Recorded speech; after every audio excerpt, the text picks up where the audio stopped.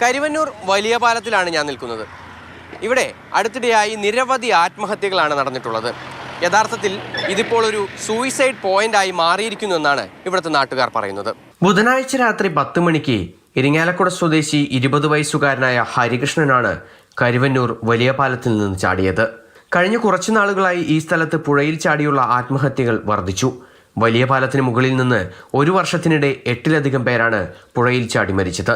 ഇതിനൊരു പരിഹാരം വേണമെന്നാവശ്യപ്പെട്ട് സ്ഥലത്ത് പ്രതിഷേധ സമരവും നടന്നിരുന്നു.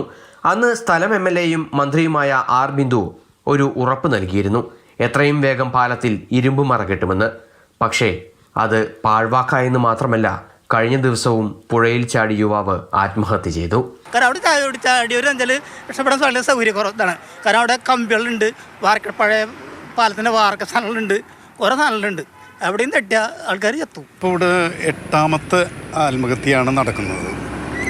അപ്പോൾ ഇതിനു മുമ്പ് ഇതൊരു സൂയിസൈഡൽ ഹബ്ബ് പോലെയായി മാറിയപ്പോൾ നിരന്തരമായ സമരം ഇവിടെ നടത്തിയിരുന്നു. ഇരിങ്ങാലക്കുട അഗ്നിരക്ഷാസേനയും ആത്മഹത്യാ പ്രവണതയ്ക്കെതിരെ റിപ്പോർട്ട് നൽകിയിട്ടുണ്ട്.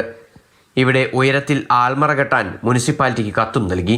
ഉടൻ പണി ആരംഭിക്കുമെന്നാണ് മറുപടി.